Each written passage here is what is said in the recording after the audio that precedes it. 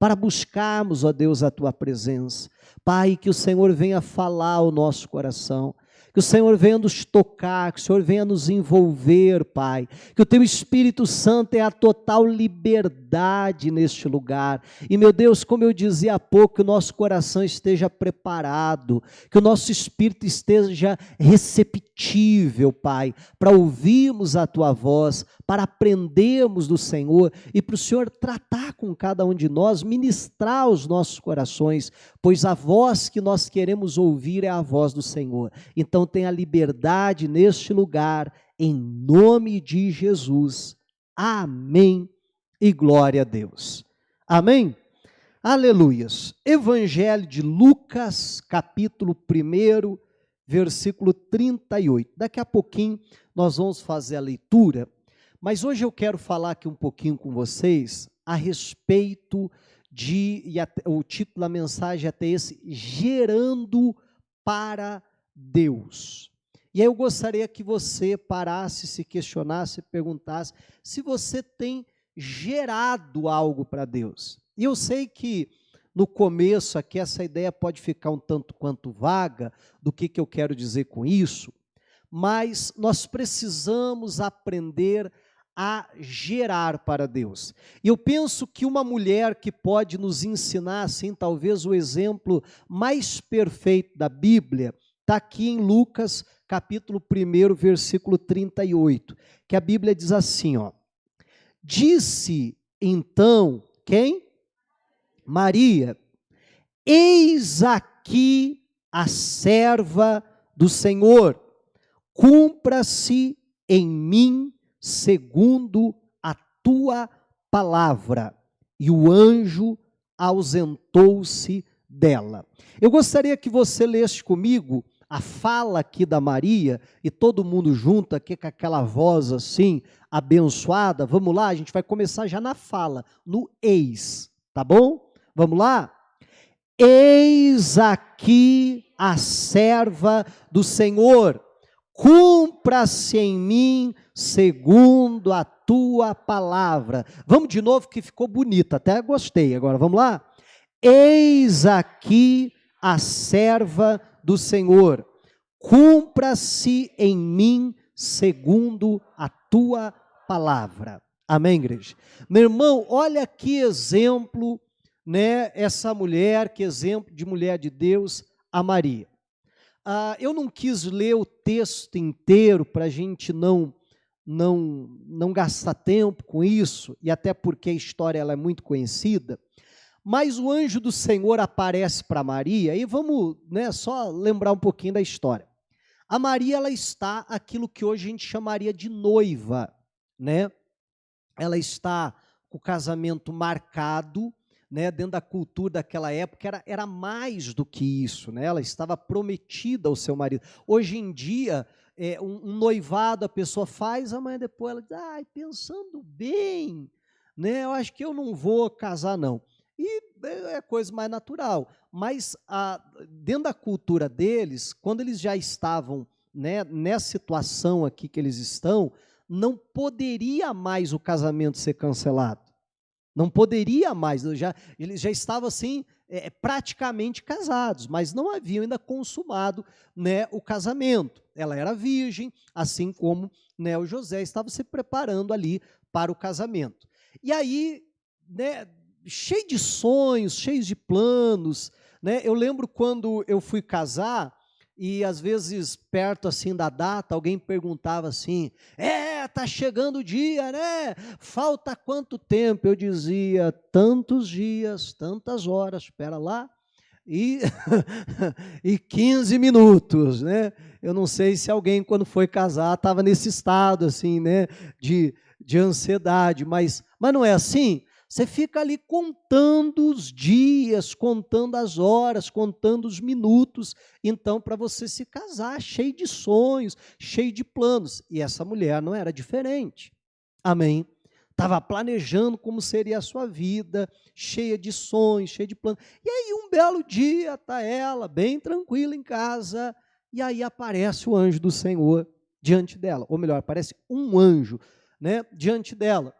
E esse anjo chega para ela e diz assim: bem-aventurada és tu e tal. Ó, Deus tem um plano para a sua vida. Você vai ter um filho. E esse filho não vai ser do José. Esse filho vai ser do Espírito Santo de Deus. Gente, vamos deixar a fé um pouquinho de lado. Ó, que história doida. Verdade ou não é? Você já imaginou um negócio desse? E aí a pergunta que ela faz, né? Ela diz, mas como isso?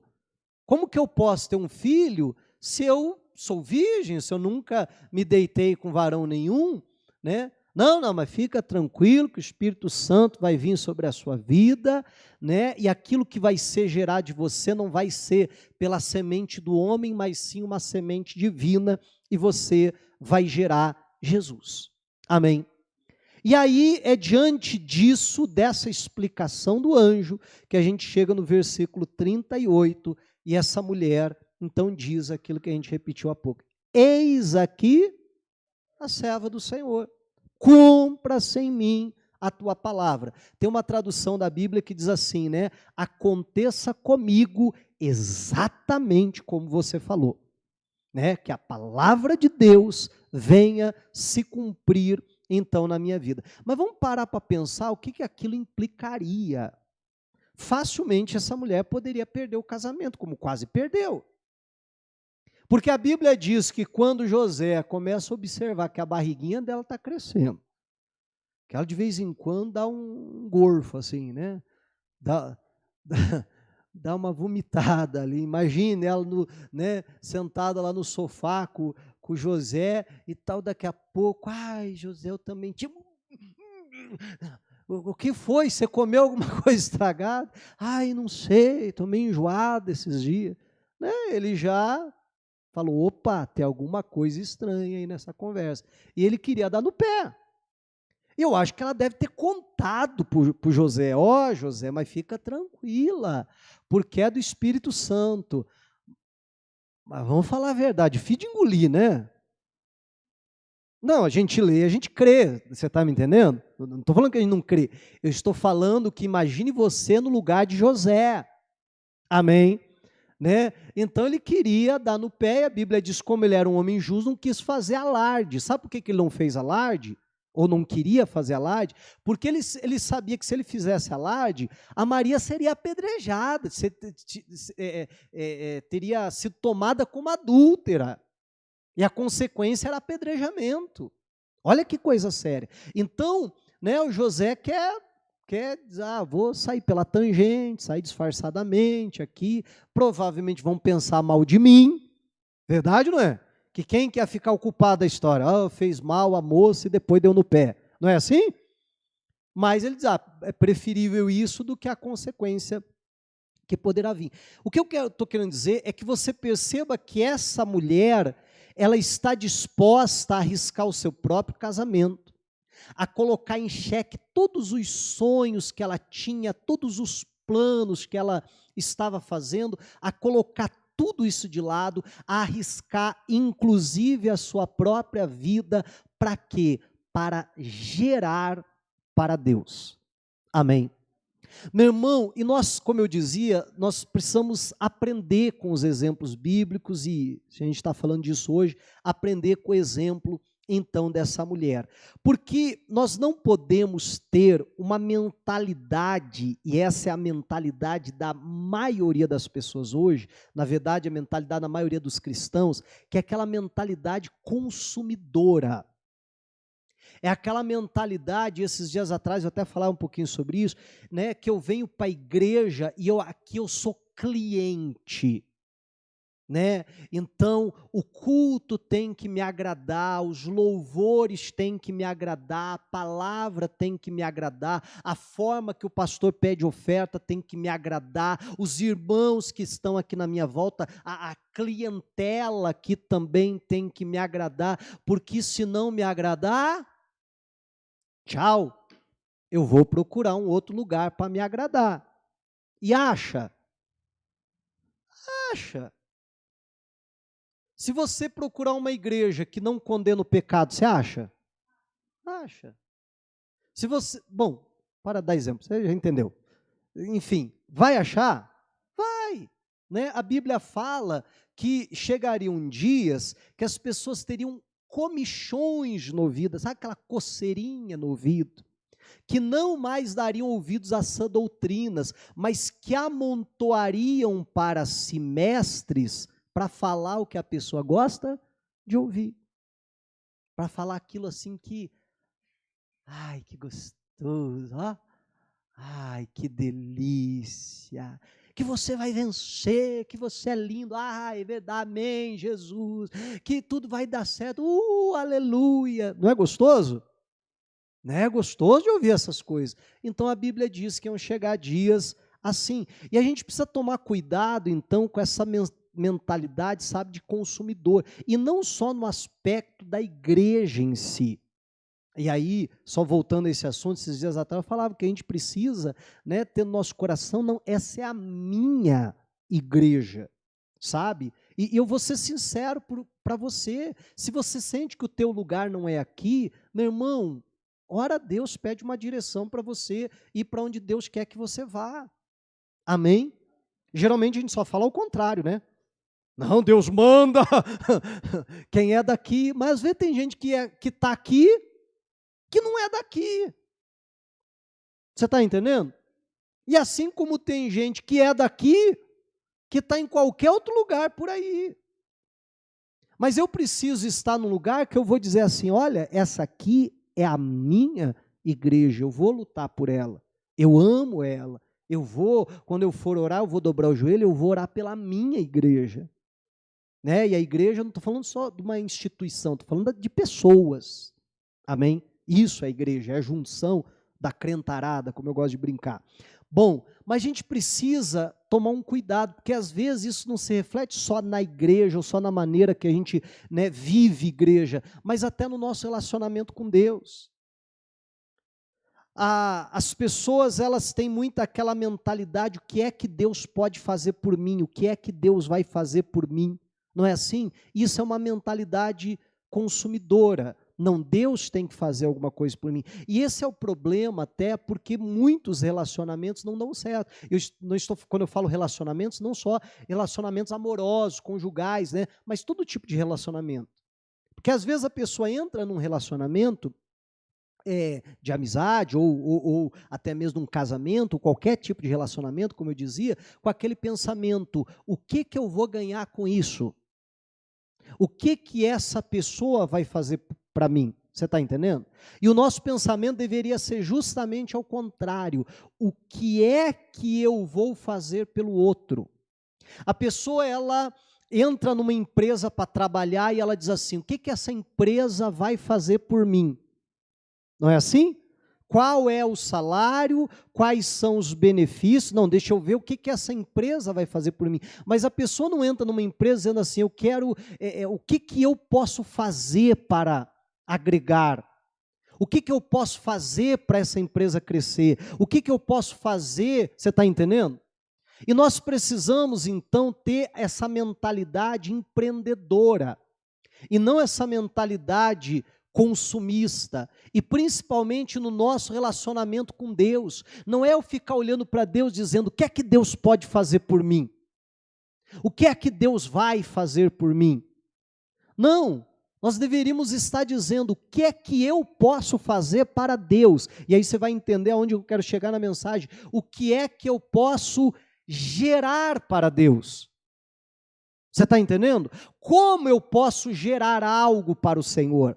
Porque, meu irmão, quando a pessoa ela tem um relacionamento com Deus, com uma mentalidade consumidora, e o que é que Deus vai fazer, o que é que Deus vai fazer, o que é que Deus vai fazer, meu irmão, vai chegar algum momento na vida dela que ela vai se decepcionar. Porque, meu irmão, o consumidor ele não tem fim. É aquela história que eu sempre falo, né, dando o exemplo do salário. A pessoa chega aqui e diz, pastor, né, um pedido de oração aqui, ora por mim, porque eu ganho um salário mínimo, o pastor não está dando. Aí, ora, Deus abençoe e tal.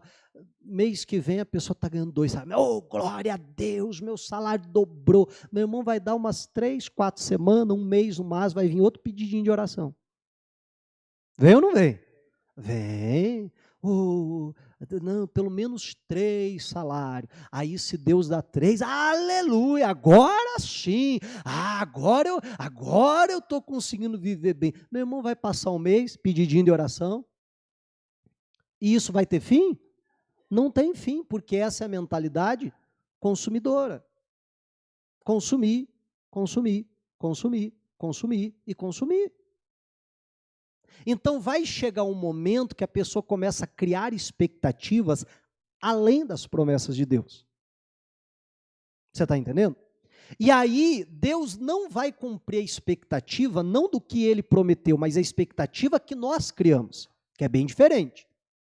E aí, porque Deus não fez o que a pessoa diz, não, você não está indo mais na igreja? Mas não vai, não. Por quê? Não, Deus não faz o que a gente quer. Você já ouviu isso? Deus não me abençoa, Deus não faz o que eu quero, então não, que servir a Deus nada. Eu só volto para a igreja se Deus bater lá em casa, dando aquilo que eu quero. Então também não vou mais. E não é assim? Então quer dizer, vai chegar algum momento do relacionamento dessa pessoa com Deus, se ela tiver uma mentalidade consumidora, que vai chegar nisso. E aí o triste do consumidor dessa mentalidade é que Deus já fez 1 milhão de coisas pela pessoa, mas uma que Deus não fala, dizer, Deus não fez nada. Não é assim? Deus não fez nada. Você já notou que pai e mãe, quanto mais faz pelos filhos, parece que mais ingratos se tornam? Não é assim? Quanto mais faz, parece que mais ingrato se torna. Aí aquele que não faz tanto, poxa vida, meu pai e minha mãe fez tanto por mim, porque aprende a valorizar. Eu não estou dizendo que você não tenha que fazer, mas eu estou dizendo que você tem que dosar às vezes as coisas. Amém? Então, olha que coisa séria. Nós precisamos ver qual tem sido a nossa mentalidade. Porque uma mentalidade consumista, ela pode até funcionar por um tempo. Aí vai lá o pedidinho de oração e acontece, glória a Deus, Deus é fiel, Deus é bom e tal, mas a minha medida é o que Deus está fazendo por mim. E se o que o Deus está fazendo por mim não alcança a minha expectativa, não, esse negócio de relacionamento com Deus para mim não serve. Mas meu irmão, Deus não existe para nos servir. Amém? Deus não existe para nos servir. É o contrário. Nós não criamos Deus. Foi Deus que nos criou. E Deus nos criou para nós servirmos a Ele, para nós termos um relacionamento com Ele. Então, a minha mentalidade com relação ao meu relacionamento com Deus precisa ser diferente. O que eu posso fazer para o Senhor? É muito interessante quando Saulo de Tarso está lá perseguindo a igreja e tem um encontro com Jesus. Meu irmão, o primeiro encontro que ele tem com Jesus, ele faz 2 perguntas. Ele diz assim, quem é Senhor? Jesus diz, eu sou Jesus a quem você está perseguindo. E ele diz, e o que o Senhor quer de mim? O que o Senhor quer que eu faça? Mas tem muita gente que se tiver um encontro com Deus, diz assim, o Senhor apareceu para mim, o que o Senhor vai me dar? Mas não é assim? O que o Senhor vai me dar? O que o Senhor vai fazer por mim? E tal. Não, meu irmão, a mentalidade está completamente equivocada. Então nós precisamos sempre reconhecer Ele como Deus, como Senhor, e ter no nosso coração o que é que eu posso fazer para Deus, o que é que eu posso gerar para Deus.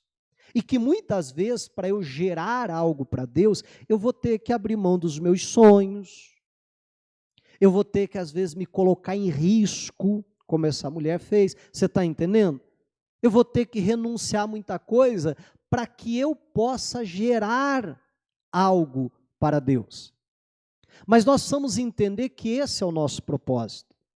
Meu irmão, quando alguém, e aí o que eu gostaria que você entendesse, o que eu quero dizer com gerar para Deus, o Paul Yong-Soo, ele, que é um pastor norte-coreano, ele fala, eu não lembro qual dos livros, ele fala um dos seus livros, a respeito da pessoa engravidar da bênção. Não sei se alguém já leu, né? Da pessoa, por exemplo, receber uma palavra de Deus, e aquela palavra, quando ela recebe, é a quarta dimensão, agora eu lembrei, é o livro A Quarta Dimensão dele, até esses dias atrás eu estava lendo, li justamente essa parte, que a pessoa é como se ela estivesse grávida, e aí ele conta até um dia que ele está declarando lá, né, que ele tem uma bicicleta, que ele tem uma mesa e que ele tem uma cadeira. E aí ele crê tanto, e ele havia pedido aquilo para Deus, e ele crê tanto que ele tem, que ele começa a dizer, eu tenho uma mesa, eu tenho uma cadeira, eu tenho uma bicicleta. Meu irmão, imagina o tamanho da pobreza, o cara está tão empolgado em ter uma mesa, e uma bicicleta, né? Algumas vezes a gente, né, se perde aí em meio à prosperidade, né? Mas enfim, e ele diz que um dia acabou o culto e veio uns jovens da igreja e diz assim, olha, nós queremos ver a tua mesa, a tua cadeira, a tua bicicleta, porque você fala tanto disso que a gente quer ver. E aí ele falou que ficou sem jeito e tal, mas não teve como sair da situação, e aí eles entraram ali no quartinho onde ele dormia, e adivinha o que tinha lá dentro? Nada, nem mesa, nem cadeira, nem bicicleta. Ele diz, mas cadê a mesa, a cadeira e a bicicleta que você fala tanto? Ele diz assim, não, eu estou grávido delas. Elas estão sendo geradas dentro de mim. E elas ainda não nasceram. E ele diz que aquilo virou um motivo de piada na igreja. Eu penso que não podia ser muito diferente, né? Mas que ele andava na rua, o pessoal até brincava, olha lá o moço grávido da bicicleta, né? Mas ele entendeu, e ele disse que quando ele deu aquela resposta, ele entendeu que era uma direção de Deus, que era justamente aquilo que estava acontecendo. Ele creu, ele recebeu uma confirmação de Deus. Quando nós recebemos uma palavra da parte de Deus, nós recebemos uma semente. Para uma mulher gerar, ela precisa receber a semente de um homem. Amém? Até hoje continua assim, né? Continua, né? Então, para uma mulher gerar, ela precisa da semente de um homem. E quando essa semente está dentro dela, ela começa a gerar. Vai levar 6 meses. 6 não, né? Alguns é mais apressado, né? 6. Mas geralmente vai levar 9 meses, então, para essa criança vir ao mundo. Ninguém está vendo a criança. Vai levar 9 meses para ela se manifestar. E ele faz um paralelo disso com uma bênção. Às vezes Deus me dá uma palavra, uma promessa de Deus, e aquilo não vai acontecer de uma maneira imediata, mas eu preciso entender que a palavra, o que ela é? Uma semente. A Maria recebeu uma semente, não de José, do Espírito Santo. Não é isso que a Bíblia diz? Então, assim como ela recebeu uma semente divina e gerou algo divino, a mesma coisa somos nós, quando recebemos uma semente de Deus, então nós agora precisamos gerar aquilo. Mas infelizmente, como no natural, às vezes o que acontece é um aborto. Amém? E aquela semente, por algum motivo, ela nunca dá luz, ela nunca vem à tona. Ela nunca é gerada. E aí eu te pergunto, você já parou para pensar quantos abortos espirituais você já não fez? De vir para a igreja, receber uma palavra, uma semente divina e dizer, aleluia, eu creio, é isso aí, vai acontecer na minha vida, eu vou viver esse milagre em nome de Jesus. Mas está demorando, hein? Não é assim? Poxa vida, mas por que não acontece logo? E aí eu não espero o tempo de gestação. Quando a mulher está em gestação, ela precisa tomar alguns cuidados. Ela, com esforço, com isso, com aquilo, com saúde, com alimentação e assim por diante. Sim. A mesma coisa somos nós. E é isso que eu quero dizer com nós gerarmos para Deus. É quando nós recebemos uma palavra da parte de Deus, e nós colocamos ela, não no nosso ventre, mas lá no nosso coração, e diz, isso vai ser gerado. Amém? Isso vai ser produzido, eu não vou abortar, porque eu vou continuar crendo, eu vou continuar confessando, eu vou continuar acreditando. Voltando à história lá do Paul Yang-Shu, adivinha o que aconteceu? Ele recebeu a mesa, a cadeira, a bicicleta? Sim, mas não na hora que ele queria, mas no tempo adequado para que aquele milagre fosse gerado na vida dele. Amém? E é dessa forma que a gente precisa entender que Deus trabalha. E aí surge a pergunta: meu irmão, você tem gerado algo para Deus? Ou você tem gerado algo só para si mesmo? Amém? Nós estamos gerando algo para Deus, produzindo algo para Deus, ou simplesmente gerando algo só para nós mesmos?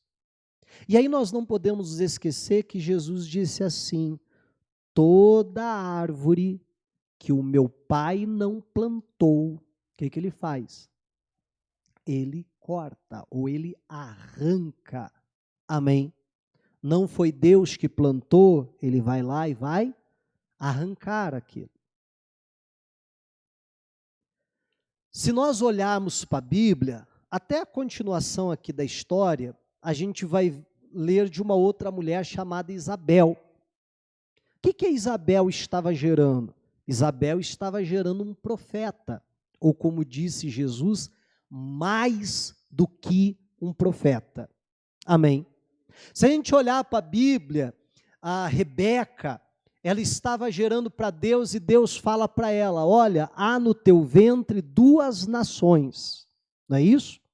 Rebeca gerava para Deus 2 nações, Isabel gerava para Deus um profeta, ou nas palavras de Jesus, muito mais do que um profeta. A Maria gerava para Deus Jesus, o Salvador de toda a humanidade. Amém? E aí a pergunta é: o que eu e você estamos gerando para Deus? Porque o que nós estamos gerando para nós mesmos a gente sabe, ou não? Eu espero que sim. Você não sabe nem o que você está gerando para você, aí o negócio está feio mesmo, está perdido. Amém? Perdido não, perdido sem salvação, estou falando perdido na vida, sem um objetivo, né? Mas a gente precisa gerar algo para Deus, só que aquilo que a gente gera para Deus precisa nascer ou ser gerado de uma semente que vem de Deus, porque eu não posso gerar algo divino sem uma semente divina. Eu só posso gerar algo divino porque Deus colocou na minha vida, e aí para ficar mais fácil você entender, olha aqui, uma semente divina, uma palavra, uma promessa, a confirmação até mesmo de uma oração que eu faça e que Deus confirma no meu coração: olha, eu vou fazer isso na sua vida. Mas eu preciso pegar aquela semente que é divina, colocar ela dentro de mim, no meu coração, e orar, e gerar, e cuidar, amém? Até que ela venha nascer. Esses dias atrás eu estava orando e me veio muito forte no meu coração aquela passagem bíblica. Eu estava orando por vocês e veio aquela passagem bíblica do que Jesus conta do semeador, que uma parte da semente caiu, né, na beira do caminho, e a Bíblia diz: e vieram as aves do céu e a roubaram. Você já leu isso na Bíblia? E veio muito forte no meu coração a ação maligna, a ação de um demônio que tem roubado aquilo que tem sido semeado. Porque, meu irmão, o que tem sido semeado na sua vida não tem sido pouco. Amém? O que tem sido semeado, falta de semente, e aí de novo, só para não errar aqui, você não entender errado o que eu estou falando, falta de semente é que não é. Amém? Semente você tem recebido bastante. Mas será que nós estamos pegando essa semente e colocando aqui dentro e dizendo: não, demônio não vai roubar, não vai tirar, essa semente vai ser gerada. E como é uma semente divina, vai ser gerado algo divino, algo para Deus. Amém, igreja? Mas, meu irmão, repito, quando eu orava sobre isso, veio muito forte no meu coração e eu repreendia essa ação maligna. E que você possa, com sabedoria, olhar para a sua vida, se quem sabe isso não está acontecendo com você. Pastor, quando eu estou ouvindo a palavra, vem uma fé, pastor, não, sai daqui empolgadíssimo, pastor, mas não chega nem na segunda-feira. Eu digo, o que foi pregado mesmo? Como é que era aquele negócio lá? Ih, rapaz, não lembro. Amém? Eu preciso dizer, opa, está amarrado, o diabo está roubando a semente. E se não tem semente, não tem como gerar, não tem como produzir. Porque eu preciso de uma semente divina para produzir. Amém? E aí nós precisamos nos questionar, repito, o que é que nós estamos gerando para Deus. Eu gostaria de, além dessa personagem bíblica que a gente viu, a Maria, e outras que eu citei há pouco, eu gostaria de ver uma outra personagem bíblica fantástica, e está aqui em Gênesis, capítulo de número 4. Vamos para lá, por favor. Gênesis, capítulo de número 4, versículo 25. Deixa aberto aí que nós já vamos ler. Meu irmão, o capítulo 4 do livro de Gênesis é o capítulo que conta a respeito de um dos episódios mais tristes da humanidade. A humanidade está tendo início, a humanidade está começando. E aí a Bíblia diz que Adão e Eva geram 2 filhos. Quem são esses filhos? Caim e Abel. E aí você conhece a história que eles foram oferecer uma oferta ao Senhor, e a Bíblia diz que Deus se agradou do Abel e da sua oferta, mas não se agradou do Caim e da sua oferta. E Caim fica revoltado porque Deus não aceitou a sua oferta. E Deus diz, mas por que você está bravo? Você que agiu errado. Se você tivesse agido de maneira correta, haveria aceitação. Mas você procedeu mal, por isso que eu não aceitei.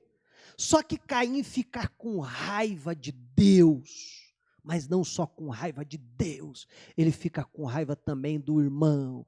Vocês dois estão assim, né? Me excluíram, agora só aceita a oferta do Abel. O senhor não quer saber, não foi isso?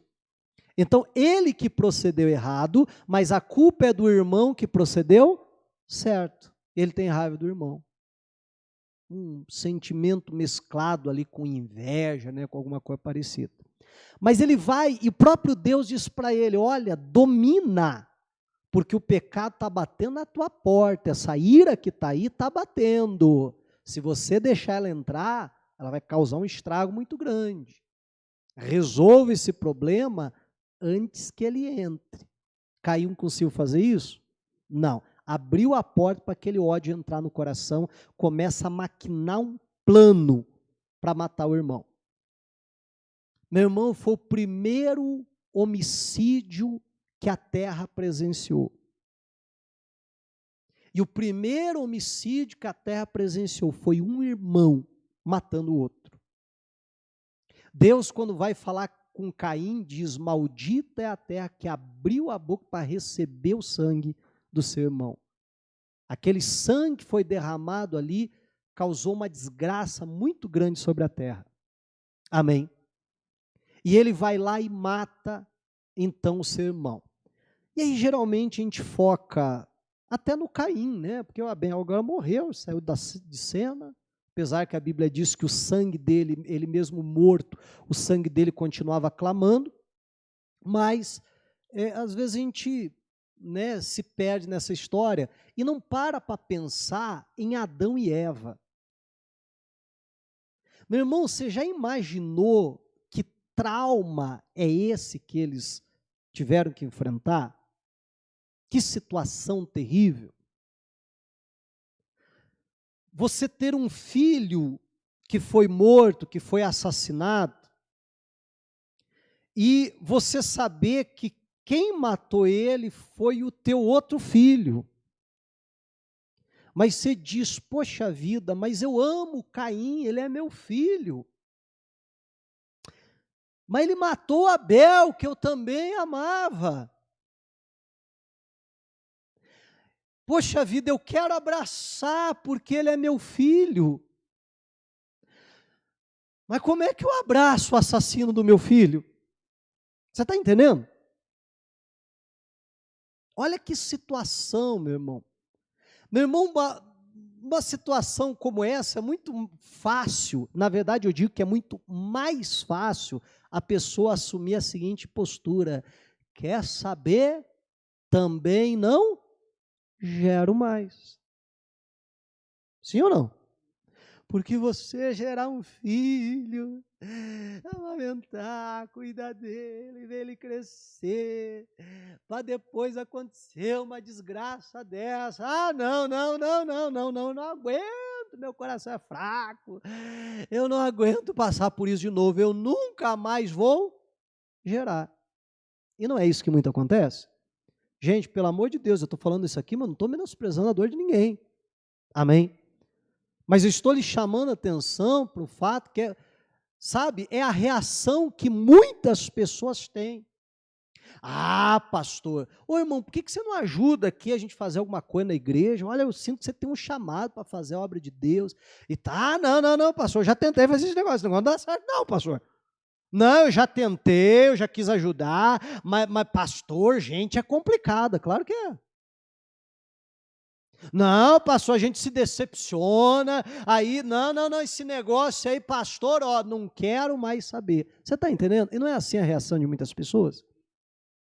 Que é mais fácil a pessoa levantar um muro, a pessoa se esconder atrás do seu trauma. Meu irmão, e eu tenho conversado com bastante pessoas nesse dia, que vem até a igreja, que pede uma oração, atendimento, isso e aquilo, e como a gente tem, sabe, como eu tenho, principalmente nesses últimos dias, atendido pessoas traumatizadas, pessoas que enfrentaram algo na sua vida, mas que simplesmente não conseguem lidar com aquela situação. E carrega aquela dor, aquele sofrimento para o resto da sua vida e permite que a sua vida venha a ser moldada por causa de um sofrimento, por causa de um trauma, por causa de algo que a pessoa passou. Você está entendendo? Essa mulher, ela poderia dizer, não quero mais saber disso. Ter filho para depois passar por uma situação dessa. E essa mulher tinha todos os motivos, vamos assim dizer, para não querer gerar mais. Mas ao contrário de tudo isso, a despeito do seu trauma, a despeito daquela situação terrível que ela enfrentou, a Bíblia diz assim, ó: e tornou Adão a conhecer a sua mulher, e ela teve um filho, e chamou o seu nome Sete, porque dizia ela, Deus me deu outra semente em lugar de Abel, porquanto Caim o matou. E a Sete mesmo também nasceu um filho, e chamou o seu filho Enos. Vamos lá, todo mundo junto aqui, essa parte? Então se começou a invocar o nome do Senhor. Eu te pergunto, e se Sete não tivesse nascido? E se Sete não tivesse gerado Enos? Amém? O que teria sido da humanidade? Porque a descendência de Caim se volta, vira as costas para Deus. Isso fica claro nesse texto. Vem Sete, vem Enos, e aí volta a invocar o nome do Senhor, que me parece que nem Adão e nem Eva não faziam. Sim ou não? É aqui que a humanidade volta ao Senhor. Mas e se Eva tivesse abraçado as suas dores, os seus traumas, os seus sofrimentos e não quisesse gerar para Deus? E por que eu estou dizendo isso? Porque eu sei que eu estou diante de pessoas que passaram por situações traumáticas, que já passaram por situações terríveis na vida, e quem sabe A tua atitude foi e tem sido aquela de levantar um muro e dizer, não, não, não, não, não, não, não, não, ih, rapaz, eu não quero nem mais saber disso. Quantas pessoas saem de um relacionamento até mesmo frustrado, né, e dizem, né, Deus me livre, casamento? Rapaz, eu não quero nem saber desse negócio, não é assim? Por quê? Porque a pessoa passou por uma experiência traumática. Porque a pessoa passou por uma experiência ruim. Só que, mesmo eu passando por uma experiência traumática, eu posso me tornar uma pessoa traumatizada ou não. Porque experiência traumática todo mundo já passou na vida. Amém? Isso quer dizer que eu me tornei uma pessoa traumatizada? Não. Aí, ó, decisão de cada um. Quando que eu me torno uma pessoa traumatizada? É quando eu me agarro naquele trauma e eu uso aquilo que eu passei na vida para desculpa para muita coisa. Mas por que você não faz isso? Ah, porque eu sofri tanto na minha infância. Tá bom, mas teve muita gente que também sofreu e que se levantou e venceu na vida. Mas por que você não faz isso? Ah, porque eu fui abusado sexualmente quando era criança. Meu irmão, mas você não foi o único. Amém? Infelizmente, eu gostaria de estar aqui falando algo diferente. Dizendo, olha, o teu caso foi o único, nunca aconteceu. Meu irmão, infelizmente aconteceu e continua acontecendo. Mas eu posso me abraçar naquele trauma e carregar isso para o resto da minha vida e usar isso como desculpa para muita coisa na minha vida, ou eu posso dizer, não, não, eu não quero saber disso aqui, eu vou superar, eu vou dar a volta por cima. Isso que eu enfrentei, que eu sofri, não vai decidir quem eu sou. Amém? Porque a minha vida não vai ser definida por causa de um erro, por causa de um momento, ou às vezes não é nem algo que eu sofri, às vezes é um erro que eu cometi, e que a pessoa não consegue se perdoar. Não, a minha vida não vai ser definida por um erro, por um pecado, por um momento. Não, eu vou me levantar, e nós precisamos fazer como a Eva fez.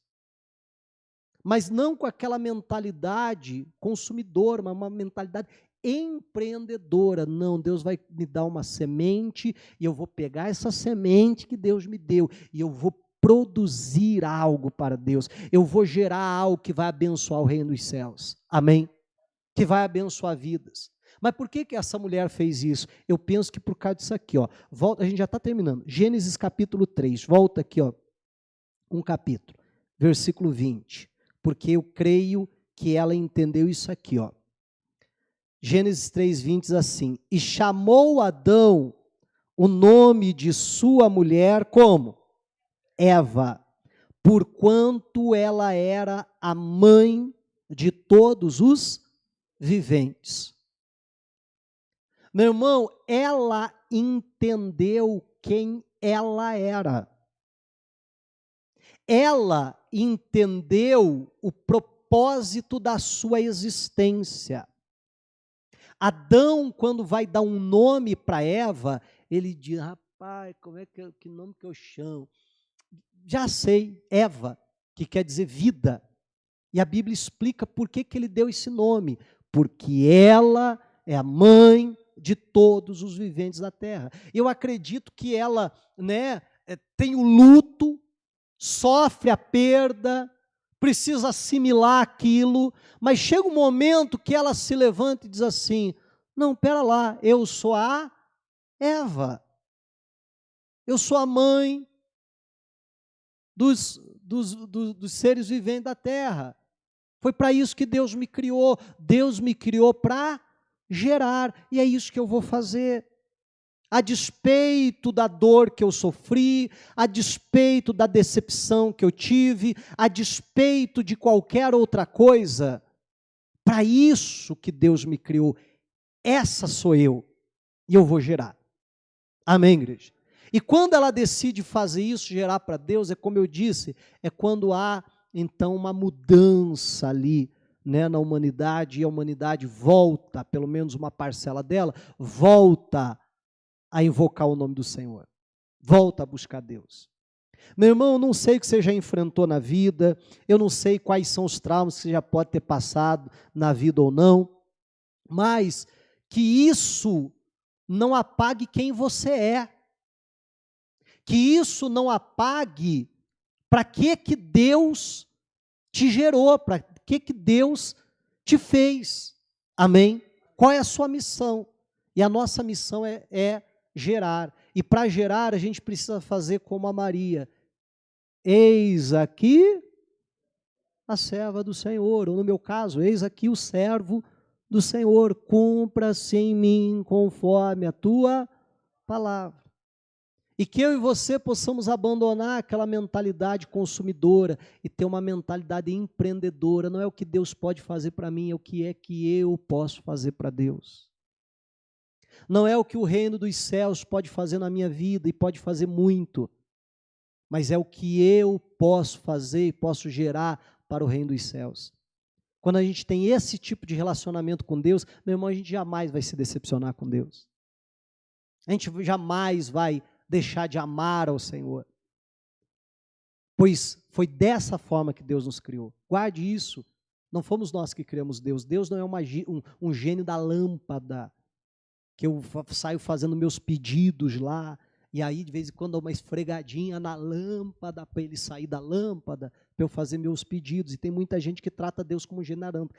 Ih, rapaz, faz um tempão que eu não tomo uma esfregada na lâmpada, não vou para a igreja, não vou na ceia, acho que eu vou ter que ir, porque eu estou precisando dar uma esfregada na lâmpada. Está entendendo ou não?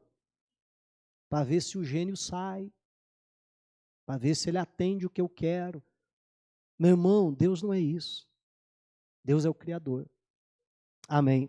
E Ele nos criou para um propósito. E que a gente possa entender isso e ter, em primeiro lugar, a mentalidade correta. Porque se a gente tiver a mentalidade correta, a gente vai, como a Eva, sabe, parar e dizer, não, tem um propósito da minha existência. E o que eu passei não vai anular quem eu sou. Não vai anular a missão de Deus na minha vida. Eu vou gerar para Deus. Amém. Diga a glória a Deus e vamos aplaudir o Senhor Jesus.